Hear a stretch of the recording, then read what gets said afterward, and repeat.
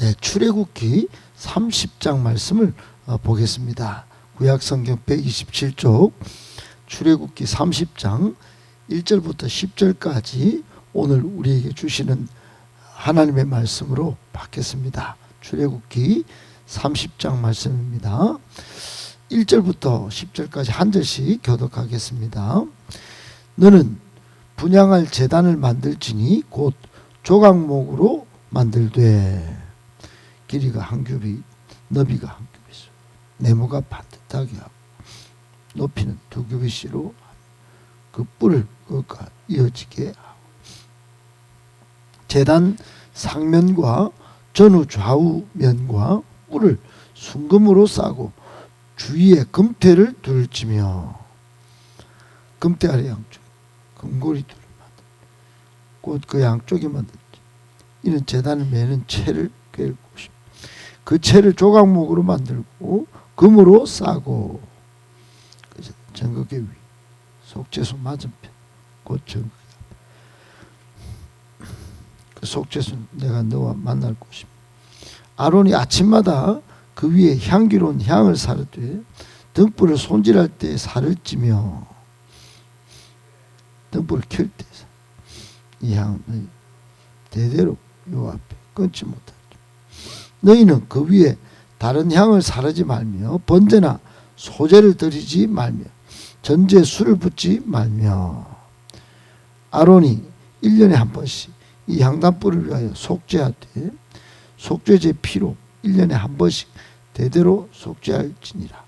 이 제단은 여호와께 지극히 거룩하니라. 아멘. 네, 반갑습니다. 오늘은 향기가 끊이지 않게 하라, 향기가 끊이지 않게 하라 라고 하는 제목으로 오늘 본문의 말씀 속에 우리를 향한 교훈의 말씀 받도록 하겠습니다. 첫 번째, 하나님은 기도하는 사람에게 능하게 하시고 그로 하여금 큰 역사를 일으키도록 인도하십니다. 하나님은 기도하는 사람에게 능하게 하시고 또 그로 하여금 큰 역사를 일으키도록 인도하십니다. 우리 어제까지 28장 29장 제사장 위임식에 관한 규례를 살펴보았습니다. 옷도 예복도 입히고 또 위임식에 드리는 여러 또 제사 규례들 이렇게 살펴보았습니다. 27장에 다시 연결되는 성막기구 오늘 이제 그 보충하면서 또 그 중에서 특별히 본문은 분향단이라고 하는 분향단에 관한 규례입니다. 오늘 10절에도 나오지만 지극히 거룩한 분향단, 분향단 굉장히 중요했습니다. 원재료가 조각목이고 정금으로 쫙 덧입혔습니다. 그 단 내 모퉁이에 또 번제단과 마찬가지로 불태워서 좀 더 큰 번제단도 그랬지만 4개 뿔이 하늘 향해서 단과 연결되어 붙어 있었습니다. 분향단은 성소 앞 안에 곧 지성소 법궤 맞은편에 항상 그 휘장 밖에 놓여서 향을 피우게 했는데 그 목적이 우리가 이제 상상을 하는 대로 제사장들 하여금 아침과 저녁으로 끊임없이 향을 피워서 하나님께 올려지도록 하기 위한 것이었습니다. 본문에도 정확히 나오지만 아침에도 저녁에도 그렇게 끊임없이 향을 피웠습니다. 당시 제사장들이 이렇게 끊임없이 향을 피웠던 것, 이것은 오늘날 성도들의 드리는 기도하는 일의 예표였죠. 따라서 분향단에서 계속 피워진 향은 오늘날 우리 성도들의 끊임없는 기도 생활을 상징하고 또 권면하고 도전하고 또 적용해야 할 그런 끊임없는 기도 생활에 관련된 것입니다. 그러므로 이 분향단에 관련된 첫 번째 교훈은 바로 그겁니다. 하나님도 그걸 원하시는 겁니다. 참으로 기도하는 사람들 기뻐하시고 또 그들을 능하게 하시고 그로 하여금 큰 역사를 일으키시는 겁니다. 성도에게 기도는 우리의 호흡과 같이 중요하죠. 또 하늘의 능력을 덧입는 유일한 방법이 기도입니다. 기도는 영적 과학이라서 많이 하면 할수록 좋고 간절히 하면 할수록 더 하나님의 응답을 받습니다. 그래서 예수님은 마가복음 9장 1절부터 29절에 귀신을 쫓아내신 후에 제자들이 자신들이 왜 하지 못했냐고 그렇게 질문할 때 기도 외에는 다른 것으로 이런 종류가 나갈 수 없느니라. 기도를 굉장히 강조했습니다. 기도는 귀신을 쫓아내고 또 하늘의 능력을 덧입는 아주 중요한 일이었습니다. 그렇습니다. 성도는 어떤 일을 하든지 무슨 일을 만나든지 먼저 기도해야 합니다. 우리의 힘과 능력은 믿을 수가 없습니다. 문제가 생기면 기도하고 문제가 없어도 쉬지 말고 기도해야 합니다. 그러므로 기도하면 됩니다. 사도행전 4장 31절에도 성도 제자들이 빌기를 다음에 모인 곳이 진동하더니 무리가 다 성령 충만하여 담대히 하나님의 말씀을 전했다 했습니다. 우리의 세범 사역도 우리가 먼저 기도하고 성령 충만 받으면 담대하게 되고 하나님 말씀을 또 복음을 능력 있게 전하게 됩니다. 큰 역사를 일으키도록 하나님이 일하십니다. 꼭 기억하시고 기도하는 습관 또 기도로 문제를 돌파하는 능력의 신자 다 되시기를 예수님의 이름으로 축복합니다.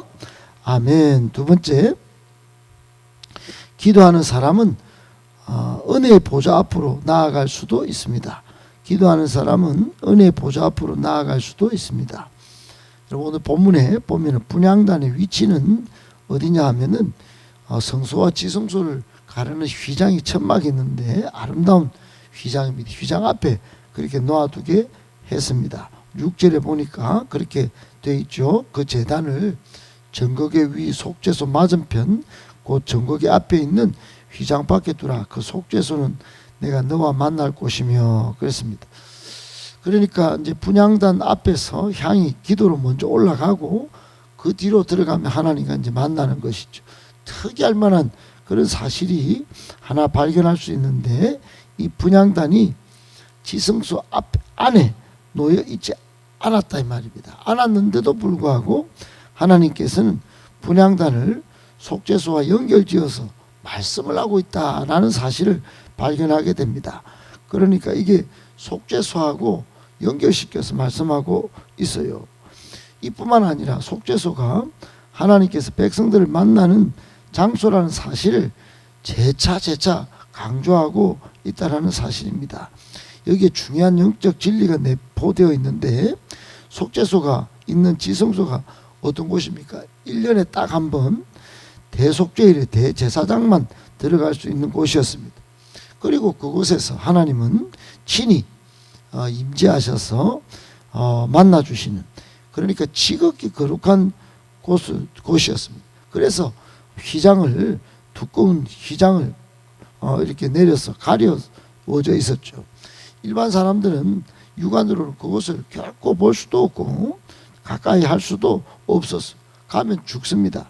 그럼에도 불구하고 하나님은 분향단을 지성소 휘장 밖에 두면서 지성소 속죄소가 친히 백성들을 만나는 장소라는 사실을 재차 강조하신 것인데 이유가 있습니다. 그것은 속죄소가 휘장으로 가리워졌고 사람들이 가까이 할 수도 없고 볼 수도 없는 곳이지만 만날 수 있다. 분향단을 통해서 말이죠. 분향단에서 드려지는 향, 기도를 통해서 하나님의 임재가 있는 그곳을 바라보고 하나님을 만날 수 있도록 그렇게 하시려는 그런 이유였습니다. 그러니까 우리가 여러분 생각해 보십시오. 구약 제사장들이 하나님이 임재하시는 곳이 휘장으로 가려져 있었기 때문에 볼 수도 없고 하나님께 가까이 나아갈 수도 없었지만 분향단을 통해서 하나님의 은혜 보좌를 바라보고 하나님의 임재를 몸소 체험할 수 있도록 하신 거. 이게 오늘날도 여러분 구원받은 우리가 하나님 뵙기를 간절히 소원하지만 여전히 육안으로는 하나님을 볼 수 없는데 그러나 분향단이 그 말씀하시는 내용대로 우리 기도를 통해서 하나님을 만날 수 있다라는 사실입니다. 기도를 통해서 기도의 향을 통해서 기도로 올려지는 향을 통해서 하나님이 계신 보좌를 향해 한없이 나아갈 수 있다라는 겁니다. 거기서 하나님의 임재를 체험할 수 있게 되는 것이에요. 그렇습니다. 여러분, 우리가 두 번째 받는 교훈은 우리는 기도를 통해서 하나님이 계신 보좌를 향해 한없이 나아갈 수 있습니다. 하나님 뵙기를 간절히 소원하면 하나님의 임재를 체험할 수 있습니다. 그러기 위해 더욱 기도해야 합니다. 기도야말로 하나님의 임재와 능력을 체험할 수 있는 통로입니다. 8절에도 보면 또 저녁 때 등불을 켤 때 살을 찌니 이 향은 너희가 대대로 여호와 앞에 끊지 못할지며, 이런 말씀합니다. 끊지 못할지며. 그러니까 아침 저녁으로 어김없이 살으라는 말인데, 중요한 교훈이 뭐냐? 성도가 기도를 쉬어서는 안 된다는 겁니다. 성도는 일평생 기도하는 일을 쉬어서는 안 됩니다. 하루를 기도로 시작하고 하루를 또 기도로 마치고, 무슨 일을 하든지 무슨 일을 만나든지 항상 기도하고 기도로 끝마쳐야 하는 것입니다. 기도는 어느 하루만 아니면 한 달만, 어느 기간 동안만 이어져서도 안 되고 일평생 동안 이어져야만 한다는 사실을 오늘 분향단의 이 하나님의 가르침이 오늘 우리에게도 그대로 적용해서 말씀하고 있습니다. 꼭 기억하셔서 일평생 기도를 쉬지 않는 복된 성도 다 되시기를 예수님의 이름으로 축복합니다. 아멘. 마지막 세 번째입니다. 기도의 행함으로 이어질 때 능력이 큽니다. 기도의 행함으로 이어질 때 능력이 큽니다. 여러분 7, 8절을 보면 아론이 아침마다 그 위에 향기로운 향을 사르되 등불을 손질할 때 살을 찌며 저녁 때 등불을 켤 때 또 살을 찌니 이 향은 너희가 대대로 여호와 앞에 끊지 못할지며 그랬습니다. 그러니까 등불 손질할 때도 향으로, 또 등불 켤 때도 이게 향을, 등불 정리할 때 켤 때 계속 향을 사르라고 명령하신 것입니다. 분향단은 계속적으로 우리가 보지만 성도의 기도를 상징하는데 사르라 이 말은 행함이 수반되어야 한다, 행함이 뒤따라야 한다, 행함으로 이어져야 한다, 이런 뜻입니다. 그러니까 우리가 기도한 다음에는 행함이 따라야 한다, 그런 말씀입니다. 그렇습니다. 성도는 기도와 행함이 항상 함께하는 삶이어야 능력 신자가 됩니다. 기도만 하고 끝내고 그러면 안 됩니다. 기도한 대로 행함이 따라갈 때 능력 있는 그런 성도의 삶이 펼쳐지는 것입니다. 우리의 받는 오늘 본문의 세 번째 교훈, 그렇습니다. 오늘날 성도들이 무능력해지는 이유가 있습니다. 그것은 기도한 대로 살지 않기 때문입니다. 기도는 열심인데 기도한 것에 따른 행함이 별로 보이지 않습니다. 기도의 목적이 자기만을 위한 것이고 하나님을 위한 것이 아니기 때문에 기도는 그냥 냅다 소리만 지르고 기도의 양만 가져가지 기도의 행함이 없습니다. 하나님의 성품을 담기 위한 기도가 없고 하나님의 나라를 위한 기도가 빠져있고, 그런 이유 때문에 생명력이 없고 무력한 기독교로 전락해버린 것입니다. 하나님의 역사는 가만히 기도만 한다고 되는가? 아닙니다. 그것을 이루려는 행함이 수반되어야 합니다. 그러므로 진정 기도하는 사람은 참 삶이 조금 어렵습니다. 십자가를 지는 거예요. 행함이 수반되지 않는 성도는 반쪽 신자일 뿐인 줄 알아야 합니다. 그러므로 1만 마디의 기도보다 단 한마디만 기도하더라도 그 기도 후에 그것을 이루기 위한 행보를 여러분 십자가를 지는 심정으로 시작해야 합니다. 이것이 기도의 모범이고 예수님이 하신 기도입니다. 그러면 능력이 커집니다.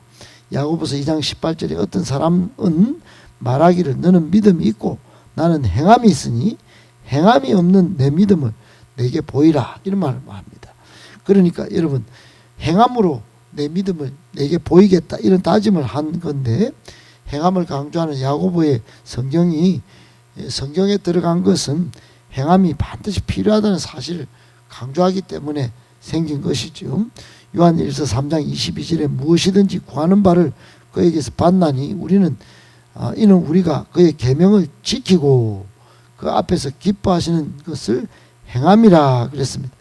구하는 바는 것 다 받는데 행하는 것으로 하나님이 기뻐하신다는 그런 말씀입니다. 꼭 기억하시고 기도하시고 또 행함으로 이어져서 능력 신자로 하나님을 기쁘시게 하는 저와 여러분들 다 되시기를 예수님의 이름으로 축복합니다.